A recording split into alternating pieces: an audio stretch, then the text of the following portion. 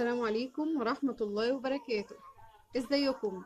اهلا بيكم في ثالث حلقة من برنامج حياتنا في رمضان. النهاردة يوم الاربع، ان شاء الله بإذن الله يكون يعني بداية جميلة كده في رمضان، والناس ابتدت تفوق شوية من عزومات الايام الاولى. نفوق بقى عشان خاطر ايه؟ كام يوم كده وهنعدي بسرعة. اول اسبوع من رمضان هيجري، وبعدين نخش في التاني وفي التالت. الحمد لله احنا لسه في البداية، نلحق نفسنا، نقدر نلحق نفسنا. يا مسهل يا رب. بسم الله. رب اشرح لي صدري ويسر لي أمري واحلل عقدة من لساني يفقه قولي، واجعل لي وزيرا من أهلي هارون أخي أشدد به أزري كي نسبحك كثيرا. بسم الله الرحمن الرحيم. أهلا وسهلا، ازيكم؟ أيوة هلو، مستنياكم اهو. مستنياكم. أهلا بيكم أهلا بيكم. النهارده بقى نتكلم عن موضوع زوجة الأخ. يا ترى بقى يعني هنقول ايه النهارده عن زوجة الأخ؟ نقول ايه النهارده عن زوجة الأخ؟ يا مسهل، ها مستنياكم اهو. حبيبتي مساء الفل يا أسماء، متأخرة 10 دقايق، معلش سامحيني سامحوني. انتي عدالي بالساعة يا سمسمة يا حبيبتي، ربنا يبارك لك يا رب. بصوا بقى يا حلوين، احنا الإنسان عموما بيلعب أدوار كتير في حياته. علي يا رب، ما اعرفش بقى هل انتي واسمك اسم مثلا حد من اولادك او زوجك، ولا هل حضرتك رجل يعني؟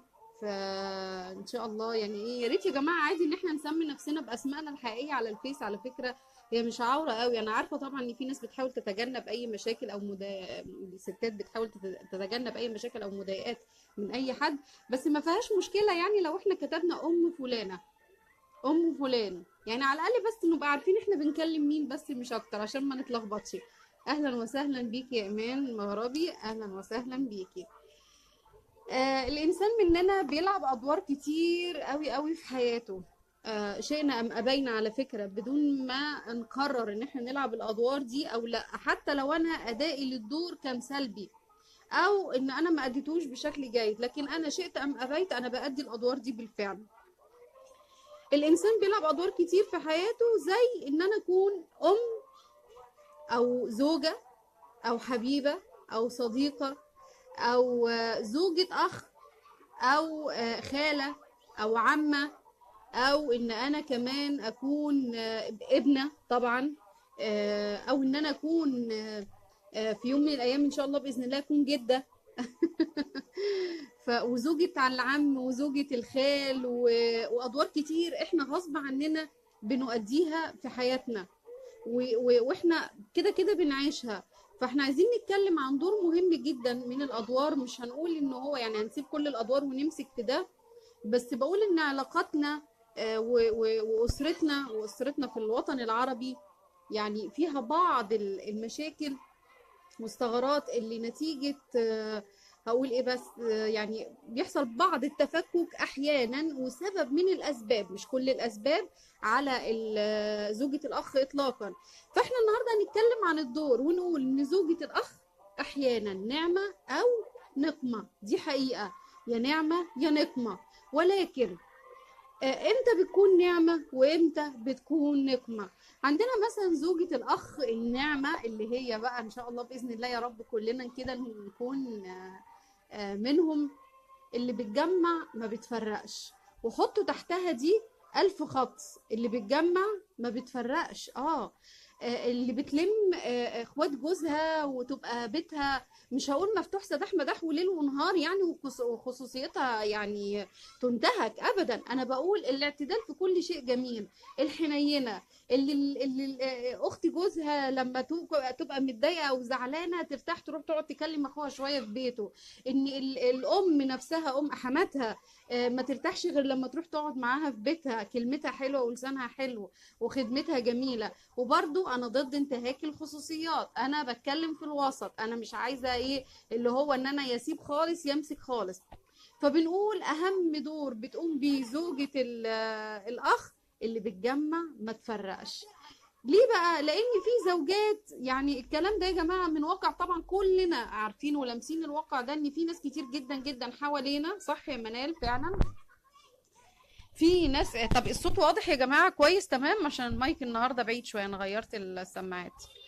تمام واضح كويس، الحمد لله. طالما ما حدش قال حاجه.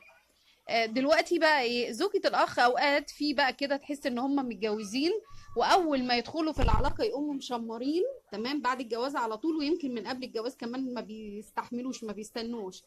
اول ما بيخشوا في العلاقة ايه اللي بيحصل؟ بيشمروا عشان يفرقوا.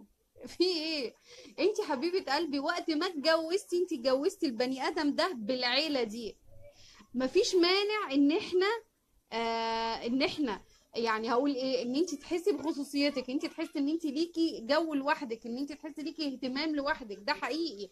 وهو كمان لازم يكون زوجك يكون مدرك ده، والعيله لازم تكون مدركه ده، ان انت بقى لازم هياخد يعني وقته، هيقتطع منه وقت كبير ليكي، لان انت اسرته بعد كده واولادك والكلام ده. فاحنا عايزين نعمل ايه؟ عايزين نقول ان احنا عايزين نكون معتدلين جدا، ان احنا هنحب اهل الزوج، مش رايحين نتخانق معاهم، مش رايحين ناخد حتة من السماء ولا حتة ذهب ولا حتة من القمر.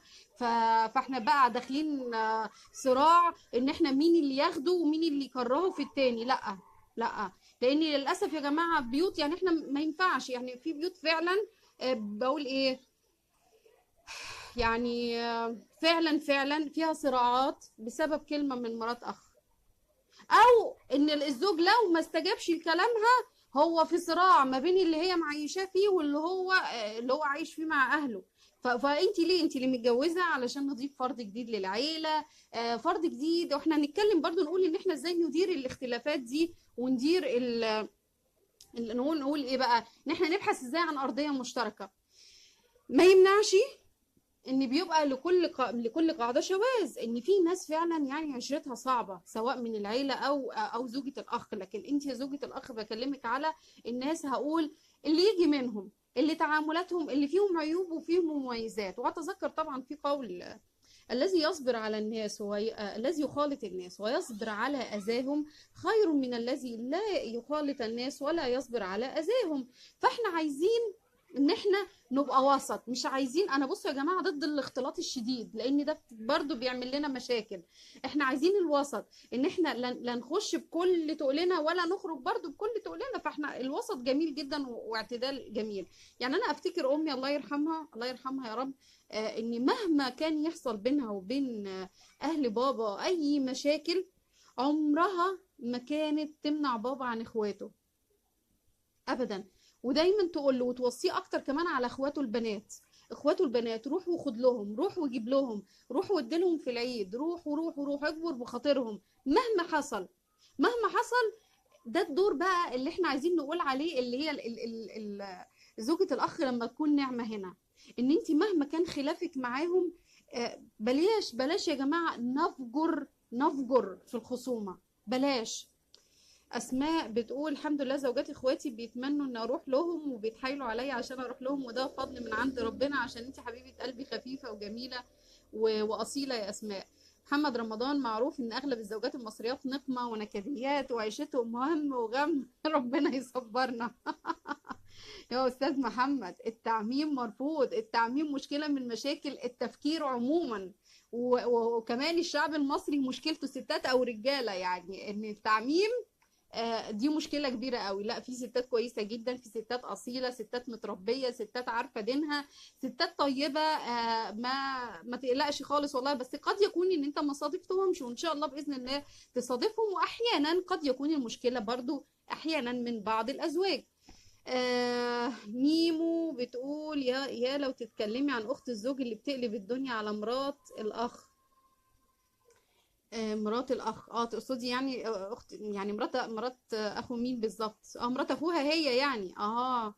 للاسف معظم زوجات الاخ تحس انهم عاملين خطة للانفراد بالزوج مرحمة، ويعملوا عزلة عن اخواته، خصوصا اخواته البنات. والله يا جماعة انا ما انساش ابدا ان انا كنت في درس من الدروس كده في العقيدة، وكان فيها جزء كده يعني خاص بالمعاملات، وان الناس ازاي تكون رحيمة مع بعضها، وان محدش واخد حاجة من الدنيا، وان احنا لازم نتسامح و بعد الدرس يعني لقيت واحدة واقفة عمالة تعيط وتكلم واحدة وتقول لها ليه حرام عليك يا عملنا لك ايه، عملنا لك ايه، احنا بنحاول نرضيكم وبنحاول بقى تمنعيه عننا. اتابي ان هي بتكلم مرات اخوها. اخوها ده طلع مخاصمهم، مهاجر بعيد عنهم، مخاصمهم خالص، هاجرهم، هاجر تعاملاتهم، هاجر امه، هاجر اخواته البنات، هاجر اخواته الولاد، هاجرهم تماما بسبب مراته دي. فهي واقفه بتقول لها انت جايه بتحضري لعل ده يكون فتحه خير ما بيننا، نصلح ما بيننا، نشوف ايه الغلط، نيجي على بعضنا شويه، نراضي بعض. ليه تمنعي اخونا عننا؟ احنا عملنا لك ايه؟ احنا انت لما تعبتي وحصل لك كذا كذا احنا وقفنا جنبك. طبعا هي التانية كانت واقفه يعني في نص هدومها، لان الاخت هنا، اخت الزوج يا عيني، واضح من كتر الظلم او القهر اللي هي شافته، او صعبان عليها نفسها وصعبان عليها علاقتها باخوها وعلاقته بيهم، كانت منهارة، وللأسف صوتها كان عالي غصب عنها طبعا. والتانية طبعا الاتنين جايين بيحضروا مجلس علمي، يعني المفروض ان هي يعني ايه، تكون يعني نحسبها على خير، يعني المفروض تكون حريصة على ده. فطبعا ده يعكس لنا يا جماعة برضو حاجة، يعني أنا يعني بقولها عشان بس من باب إن إحنا نتعلم ان فعلا مش كل يعني انا اسفه جدا، يعني مش كل اللي بيحضر مجالس علم، مش كل اللي بيحفظ قران، مش كل الناس بتطبق صح يا جماعه، مش كل الناس فاهمه الدين صح. الاسلام رائع جميل، بس احنا المشكله في تطبيقاتنا، احنا الغلط من عندنا على فكره، بنفهم على هوانا. لكن اللي حريص انه يفهم، واللي حريص انه يربي نفسه ويهذب اخلاقه، فعلا سلوكياته هتبقى غير خالص. وفعلا الاسلام يعني اللي يدخل فيه بشكل حقيقي ويتعايش معاه ويفهم يعني المقاصد الشريعة منه، فعلا حياته بتتهذب وبتتغير خالص، والناس بتلحظ ده جدا. فعلا بيقدر، هقول لك ايه، هقول لكم ايه، يقدر يتملك من نفسه اكتر. ام رحمه بتقول انا قريت ام رحمه، انا بعمل كده، منال بتقول انا بعمل كده مع اهل زوجي وهم ناس طيبين، وبتخيل نفسي بمكانهم لان عندي اولاد، وفعلا داين تدان، ولازم الست تبقى اصيله وتجمع زوجها باهله دايما وتراعي ربنا في زوجها وتدخل بيه الجنه. ربنا يبارك فيكي ويجازيكي خير يا رب. صح كلامك. ايمان بتقول الحمد لله مامتي اللي هي مامة جوزي بتقول لي ان انا بنتها الاولى، الحمد لله من فضل ربنا عليكي. وايمان المغربي ان انا ايه اني تمام يا ايمان. استاذ محمد بيقول مفيش تعميم والله، بس بالنسبة كده، تعرف ان الزوجة المصرية انها حكومة لما لما تفعله من تصرفات كلها تصب في ارهاق وتعب الزوج. حسبي الله ونعم الوكيل. يا ريت تتعبي شوية في التوعية، محتاجين حضرتك بجد، ربنا يبارك لك ويجازيك خير. واقول لك ايه بس يعني مش وانا برضو معلش سامحني، يعني انا عارفة ان في نوعية، سامحوني يعني بين قوسين عايزه اطمر ابيها فعلا، يعني نوعيه صعبه، نوعيه مش ما بتحمدش ربنا، نوعيه محتاجه تهذيب ويجي منهم طبعا كلهم. لكن برضو معلش احنا عندنا شريحه كبيره جدا جدا جدا من يعني للاسف القصص والحالات اللي سببها يعني ربان السفينه، القائد، الراجل، هو اللي بإيده إصلاح أشياء كتير جدا. وللأسف الشديد هقول لكم إيه بس، الله المستعان، ربنا يهدي الجميع، يهدي بيوت المسلمين يا رب. بتمنى من ربنا يهدي أحوال بيوت المسلمين ويصلح ذات بين كل زوجين يا رب، ويألف بين قلوبهم، اللهم آمين يا رب. يا ريت يا جماعة نحافظ على الدعوة دي في رمضان، لأن في بيوت كتيرة قوي، كتيرة قوي قوي قوي مفككة منهارة، بيوت كتيرة بتعاني. ما يغركمش المظاهر والشكل والخروج والصور اللي على الفيس، ما يغركمش والله. جوه البيوت البيوت مليانة بلاوي، مليانة أسرار ومشاكل، يعني فعلا واحد بيشيب لها فعلا. ربنا يقدرنا جميعا وندعي بظهر الغيب لبعض، ربنا يا رب يصلح أحوال أسرتنا يا رب جميعا، أسرنا والعالم العربي. طيب، احنا عندنا ان ربنا سبحانه وتعالى ادالنا ادوار كتير، منها يعني دور زوجة الاخ. وطبعا اهم دور ربنا كلفنا بيه هو ان احنا نكون عبد من عباده، بنعبد ربنا سبحانه وتعالى. وعن طريق الادوار دي كلها احنا باذن الله نكون يعني بنقدر نأدي الدور كما يجب، يعني ان شاء الله يكون طريق من طرق لنا للجنة، لو الواحد احسن في كل دور هو مكلف بيه. طيب، دور زوجة الأخ نعمة أو نقمة. نعمة أو نقمة. زي ما مثلا يعني هقول إيه، من فضل ربنا سبحانه وتعالى إن الواحد يعني، والإسلام والله له فضل كبير، إن الدين فعلا الواحد لما يتقرب من ربنا ويحاول يفهم معاني كتير، وخصوصا الرقائق دي اللي بتهذب الأخلاق. مش إن أنا أصلي وإن أنا أصوم وإن أنا ألبس الطرحة، ده مهم جدا، ولكن في كمان الدين المعاملة بقى. الدين المعاملة ده مهم جدا.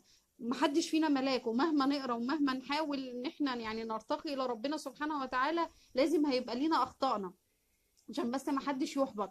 ولكن احنا بنقول ايه، ان احنا يعني عايزين بقدر المستطاع نجاهد نفسنا، وطول ما احنا بنجاهد طول ما احنا هنبقى افضل، وان شاء الله باذن الله ربنا يتقبل مننا اعمالنا. طيب احنا دلوقتي بنقول ايه، ان احنا شيء طبيعي ان انا كعروسة هتجوز واحد من أسرة مختلفة. شيء طبيعي إن بيئتي غير بيئتهم، ثقافتي غير ثقافتهم، طباعهم غير طباعي، ده طبيعي جدا. وعلى فكرة، حتى لو احنا من عيلة واحدة، احنا هنتفق في خطوط عريضة ربنا كلنا عليها، ولكن هنختلف في ان في كل واحد فينا اتربى في بيت مختلف. على فكرة حتى الاخوات في البيت الواحد بيختلفوا، اتربى هو في بيت واحد وبياكلوا ويشربوا مع بعض ويقوموا ويناموا مع بعض وشافوا مشاكل مع بعض وكل شيء عارفينه، ولكن هتلاقي حتى الاخوات مختلفين عن بعض. فما بالكم من اسره واسره تانية داخل العيله، فما بالكم من عيله لعيله تانية داخل المنطقه او البلد او المحافظه، فما بالكم من محافظه لمحافظه وهكذا. فاحنا لازم نراعي ان احنا في اختلافات كتيرة قوي. يعني كانت حاجة من الشكاوى او الحالات اللي جات لي، ان واحدة يعني واخدة اهل جوزها دول عدو من يعني اعداء ألد الخصوم حقيقة. والله كانت بتكلمني عنهم كأنهم يعني قنابل موقوتة ماشيين على وش الارض. وبعدين لما بدأنا نتكلم واسأل واعرف تفاصيل، لقيت ان الناس ما هم الا المشكلة كلها ما هي الا اختلاف ثقافات. اه والله، دي ثقافة ودي ثقافة، دول بيكلموها حسب ثقافتهم، وهي دي بقى يا جماعة مهارات التواصل. اللي لما نقول للناس يا جماعة في تدريبات عن مهارات التواصل، وطور نفسك وطور ذاتك، ارتقي بذاتك، ده هينعكس على حياتك. الناس فاكرة ده دجل وشعوذة وملوش لازمة. لا والله، من مهارات التواصل ان انا لازم اكون عارف ان في ناس من ثقافة تانية وانا ثقافة تانية، وافهم اللي قدامي ده قصده ايه. يعني مثلا واحدة حماتها بتقول لها اعملي حسابك بقى، انتوا معزومين عندنا الاسبوع اللي جاي، واعملي حسابك تيجي من بدري عشان تشتغلي معانا بقى ونقف نعمل الاكل مع بعض. ايه هي بقى تقول ازاي حماتي تقول لي كده؟ هو انا كنت خدامه؟ هي بتدور على حد يشتغل لها؟ هي مش لاقي عايزه تمرمطني؟ هي ايه ده، عايزه تقعد ترتاح وتريح الباقي وانا اللي اشتغل؟ قلت لها حبيبه قلبي، دي في بعض الثقافات وبعض الاعراف حب منهم ليكي انهم يقولوا لك تعالي شاركينا. هم شايفين ان لمتنا مع بعض واحنا بنعمل الاكل واقفين في المطبخ وبنهزر ونضحك بتألف ما بين القلوب اكتر. وانا ما أقدر يعني، انا شخصيا يعني ما حدش يقف معايا في اي حاجه زي كده الا اذا كان حد قريب مني. فهي خدت كلامها انها بتسيء اليها. فانا قعدت افهمها، قلت لها لا، دي ثقافه مختلفه، هم بيحبوكي بطريقتهم وانت بتحبيهم وبتترجمي تصرفاتهم بطريقتك. وده كل الموضوع على فكرة. المشاكل الكبيرة وهتتطلق من جوزها، ومشاكل كبيرة جدا ويضربوا بعض في الشارع وحاجات، ايه ده، حاجات صعبة قوي قوي قوي، وسببها والله العظيم كل ما هنالك هو اختلاف ثقافات وبيئات مختلفة. هي قعدت تحب في جوزها مش عارفة تقريبا 4 5 سنين، قعدوا يحبوا في بعض 4 5 سنين، ولما اتجوزوا كل واحد اكتشف في التاني شخص تاني. ليه؟ لان هو ده اللي احنا بنقوله. انت حضرتك وانتوا بتحبوا في بعض كده السنين دي كلها انت ما تعرفيش عنه حاجة برضو، انت شفتي جانب من شخصيته، جزء من الصورة، ما شفتيش الصورة كاملة. انت في طباع انت كنت عامية عنها ما شفتيهاش، وهو كمان كان اعمى عن طباع عندك. فانتوا الصح ان انا اعرف طباعي وتعرفي طباعه، ويا توافقي تكملي يا ما توافقيش. ده اللي احنا محتاجينه. اسماء بتقول يا ريت تعمل لنا حلقة على السلايف، وبالذات لو في بيت واحد. تمام يا اسماء، خديجة اهلا بيكي. الاخ ليه دور كبير في انه يخلي زوجته كويسة مع اهله اولا، برافو عليكي، صح طبعا. استاذ هاني شردي، والله بحب اسمع حضرتك جدا، ربنا يبارك لك يا رب، شكرا ليك. منال بتقول ربنا يجازيكي كل خير ويجازيكي كل خير يا رب منال. طيب يبقى انا محتاجه اعرف ان دي اختلاف ثقافات قبل ما اشمر كده واقول طيب دول لازم اخد بقى جوزي ولازم يعرفوا ان احنا بقينا لينا بيت. والله والله هو لو مشي وراكي والله ما في خير في اهله، عمره ما هيكون في خير ليكي اطلاقا مطلقا. طيب دلوقتي بقى خلينا نتكلم عن زوج، تمام، هو اصلا مقصر في حق اهله. انت دورك ايه؟ انت دورك لو انت زوجة صالحة متربية بنت ناس محترمة، واحسابكم كذلك ان شاء الله باذن الله جميعا، حتى ولو ان احنا جهلنا لبعض الامور او اغفلنا بعض الامور عن قصد او دون قصد، احنا بنراجع بعض. دلوقتي هو في حاجات يعني ما بيفكرش فيها، مش في دماغه، لا انت بقى تبقي وراه كده، لا احنا في كذا لازم نروح نزورها، لازم واحنا داخلين لازم نجيب لها حاجة، نجيب لاولادها، نفرحها، اي حاجة. استاذه سوريا اهلا بيكي، منورانا، وحشتيني والله، انت اللي وحشاني جدا، يا ما انتوا علمنا، ربنا يبارك لك يا رب حبيبه قلبي، تسلمي. احنا بقى يا استاذه سوريا بنتكلم عن ايه؟ ان انا لو زوجي بيغفل عن بعض الحاجات او قلبه قاسي شويه على اهله، انت فين؟ انت فين ترققي قلبه؟ ترققي قلبه، والله ده هيعود عليكي، هيعود على فكره، حتى لو هو ما قدرش مش مشكله، حتى لو هم ما قدروش وخساره فيهم برضو مش مشكله، مش مشكلة خالص، انت بتعملي لربنا سبحانه وتعالى وهيعود عليكي وعلى نفسيتك، وهتلاقي عندك من صفاء النفس. ويا جماعة صفاء النفس ده يعني احساس رائع جميل جدا، ربنا يرزقنا جميعا صفاء النفس. ياه، صفاء النفس ده نعمة من نعم ربنا على الإنسان.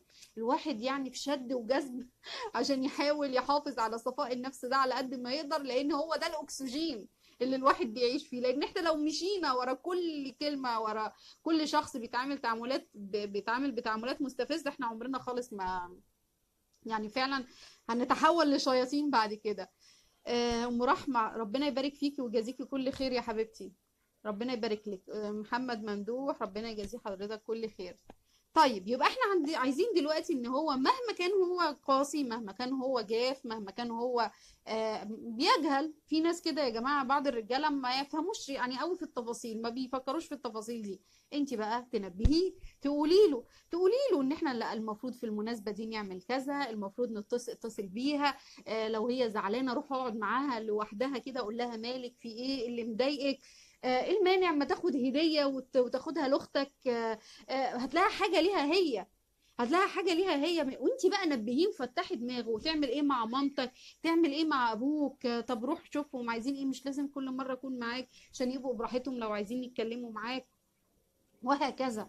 طيب افرضي دلوقتي ان انت اهل الزوج دول في اختلاف ما بينك وما بينهم، او في حاجات بيعملوها بتزعلك، بس برضو يعني في شوية حاجات إلى حد ما كويسة موجودة، بس في حاجات بتزعلك جدا.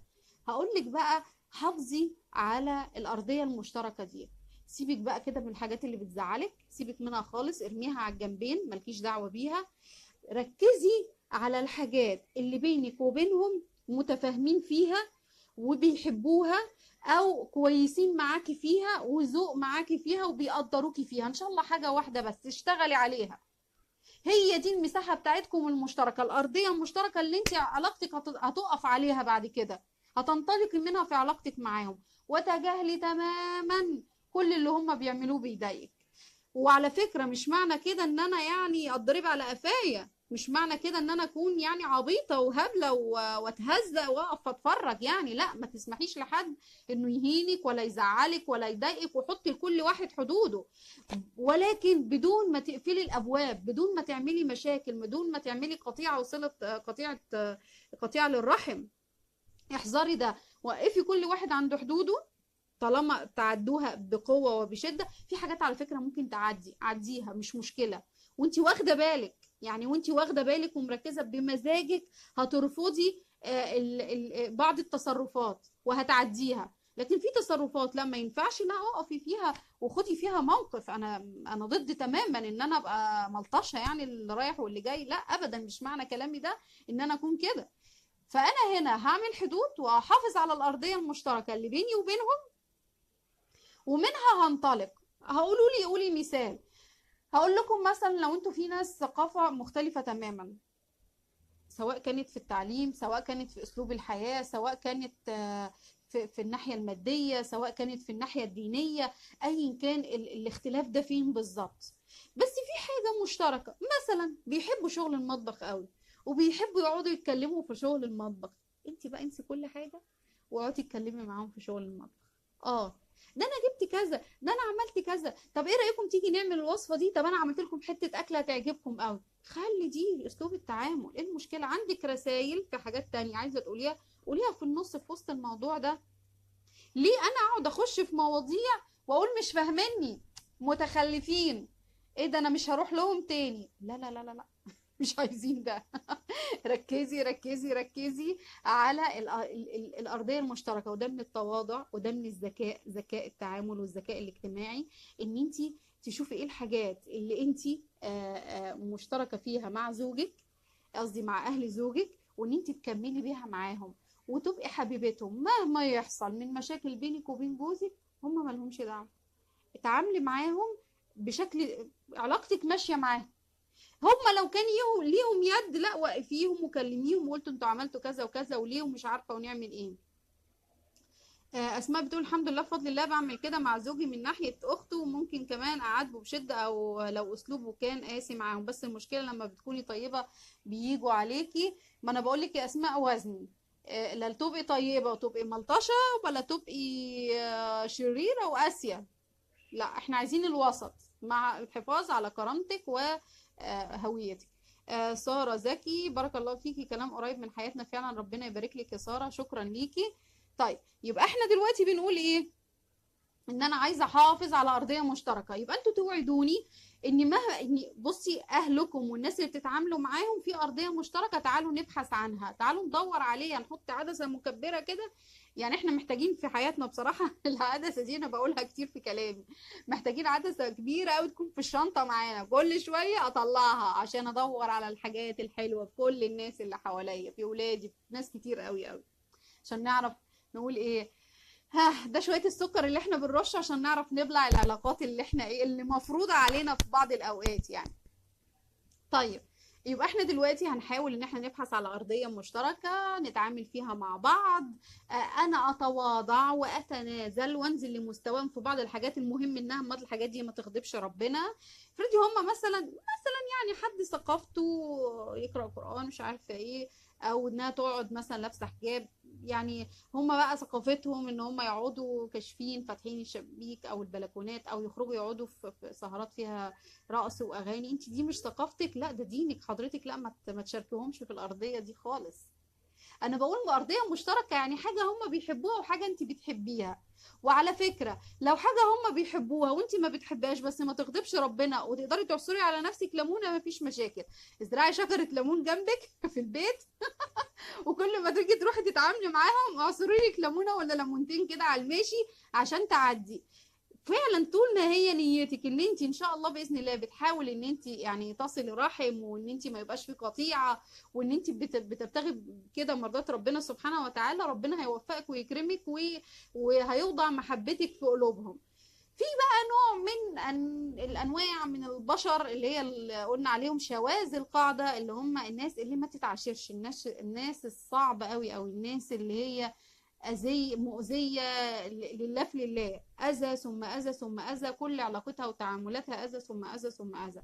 والله حاولي معاهم مرة اتنين تلاتة أربعة 10، ما جوش بالحسنى، ما استجابوش، بس أنا بقول كلامي ده يعني أتمنى من اللي يسمعونا ما يروحوش جايين من الآخر ويقولوا إيه، لا ما احنا عملنا اللي انت بتقولي عليه ده الحمد لله، هم بقى من شواذ القاعدة وحاولنا معاهم وما نفعش. لا، ما هو بصوا يا جماعة، ان انا اقرب للناس واحاول ان انا ابقى في بيني وبينهم مهارات تواصل او ارضية مشتركة، ده محتاج مهارات تواصل عالية جدا عشان اقدر احاول صح واختبر العلاقة صح. وان انا ما انا ممكن يا جماعة اقرب بطريقتي بس بثقافتهم دي بتتكبر علينا، دي بتتكبر علينا. اه، فانا لازم افهم يا جماعة وادرس ثقافة الناس دي ايه. الناس دي بتفكر ازاي، بيئتها ايه هي الرموز اللي موجودة في بيئتها، ايه هي المفاهيم اللي عندهم، بيعبروا ازاي يعني عن حبهم ولا عن كرههم، عشان ابقى انا حريصة. ممكن حاجة عندهم ده مع التصرف ده معناه كره، يعني انت ممكن مثلا تعزميهم، لا والله تيجوا انتوا مش هتعملوا حاجة وهريحكم على شفتوا مش عايزانا تقعد نشتغل معاها ولا ندخل بيتها، مش طيقان، عايزانا نيجي ناكل ونمشي. اه والله العظيم هتلاقوا ناس بتفسرها كده على حسب الثقافة. عشان كده بقول لك انت عايزة تحبيهم وعايزة تكرميهم وعايزة تقربي منهم، بس بطريقتك، وهي عندهم بيترجموها لمعنى تاني خالص. فانا لازم ابقى فاهمه هم بيفكروا ازاي، ثقافتهم بيعبروا عن الحب ازاي. جوزك حاولي يخليه يساعدك، وفي ناس يعني ازواج يعني ما لهمش اصلا، يقوم مطلعين مكبرين دماغهم وما يفكروش. انت حاولي اكتشفي ده بنفسك. فانا بقول كلمه لكل زوجه، قصدي سوري، لكل اخت، لكل زوجة اخ، نعمه. ربنا يبارك لك ويجازيكي خير ويكتر من امثالك. ولكل زوجة، لكل زوجة اخ نقمة. ربنا يهديكي يا رب، واعرفي ان انت داخله صراع انت خسرانه فيه. بالمناسبه حتى لو نجحت ان انت تبعديه عن اهله، ما انت كده حضرتك كسبت راجل فالصو في شنك، مش هيكمل معاكي، واللي عمله مع اهله هيعمله معاكي. فهنيالك اشربيه، مش يعني انت في الاخر انت الخسرانه على فكره. وده غير طبعا عقابك في الدنيا وفي الاخره من ربنا سبحانه وتعالى، وان انت خسرتي ناس ممكن تكون كانت تبقى كويسه وتقف جنبك. فانت داخله صراع انت خسرانه فيه في كل الاحوال. انت حاولي تقربي لاهل الزوج، حاولي تفهميهم، حاولي لو انت حاسه ان انت اقل منهم في المستوى، اقل منهم في التعليم، او انت من مستوى هو من مستوى، او انت اعلى منهم، حاولي انزلي لهم. اكيد فيهم حاجه كويسه، اكيد هم طيبين، اكيد في ارضيه مشتركه. ارجوكي ابحثي عنها وقربي. هم لو بيتكبروا عليكي، انت عرفيهم ان انت مش مكبره واخده الامور ببساطه. لما يتاكدوا ان دي طبيعتك وانك صادقه في مشاعرك ناحيتهم، ما تقلقيش، هم هيهدوا خالص من ناحيتك. ولو العكس انت اللي متكبره عليهم، خسرتي والله. احساس اللمه ده حلو قوي، احساس اللمه ده جميل، ان يبقى عندك مش اهلك بس واهل جوزك كمان، ده حاجه حلوه. حاولي اشتريهم على فكره، حتى عشان ولادك يطلعوا اصحاء عارفين ان هنا لينا اهل ام ولينا اهل اب وفي عزوه حواليكي. برضو يا جماعه بالمعقول، فانت الخسرانه. فبلاش شغل الصراعات، لان الصراعات دي انت انت بتخسري صحتك وبتخسري نفسيتك والغل اللي جواكي ده باستمرار ده بياكلك انت. يعني انت اللي بتتاكلي، انت اللي هتفني في الاخر، مش هنلاقي لك اي اثر. فارجوكم اتقوا الله، اتقوا الله كما ينبغي، مش على حسب هوى كل واحد فينا، زي ما ربنا قال اعملي. واللي مش عارفه ربنا قال ايه، تتعلم، تقرا، تسمع، تسال، مفيش عيب ولا حرام ابدا. والكذب يا جماعه، الكذب ده مصيبه المصايب. الكذب ده بينفر الناس يعني الكذاب بيقول للناس ابعدوا عني، ما حدش يقرب، لان ببساطه ما حدش هيثق فيك، ما حدش هيثق فيكي. فلو انت داخله كل هدفك ان انت توقعي ما بينهم، يعني بتكذبي وتعملي وقيعه ما بينهم، فانت عمر ما حد هيثق فيكي تاني. لو جيتي يعني اقول ايه، طبعا يعني ان شاء الله ربنا يتوب عليكي وعلينا ويصلح احوالنا جميعا يا رب، والناس تسامح بعضها. بس انت عشان يعني الناس تصدقك، لازم تقعدي فترة من الزمن تثبتي حسن نيتك بالافعال مش بالكلام. الكلام لوحده مش كفاية بالمناسبة، لازم في افعال. ربنا يا رب يصلح احوالنا ويعيننا جميعا ان كل واحد، انا زوجة اخ وانتي زوجة اخ وحضرتك زوج اخت، وكلنا بنقوم بادوار مختلفة. ربنا يعيننا على اداء الادوار دي، لان كلها لو انا اديت دوري في بما يرضي الله في حياتي، واشتغلتي صح في كل دور من الادوار دي، اكيد يا جماعة انا ان شاء الله باذن الله يعني نتمنى من ربنا سبحانه وتعالى واحنا يعني يقيننا في ربنا عالي، ان ربنا هيكرمنا وان سعينا ما يضلش في الحياة الدنيا ويحسبون الآية في سورة الكهف، الذين ضل سعيهم في الحياة الدنيا وهم يحسبون أنهم يحسنون صنعا. يعني نعوذ بالله فعلا ان احنا نكون من الناس دي. ربنا يغفر لنا يا رب ويقوينا ان احنا نأدي ادوارنا كما يجب. وان شاء الله باذن الله يا رب كل واحد يراجع نفسه ونراجع اللي حوالينا. واشوفكم يا رب ان شاء الله يوم الحد اللي جاي على خير. وها تفتكروا نتكلم عن ايه الحد اللي جاي، ولا نخليها مفاجأة؟ نخليها مفاجأة وهعلن لكم عنها ان شاء الله بإذن الله. بشكركم جدا. السلام عليكم ورحمة الله وبركاته.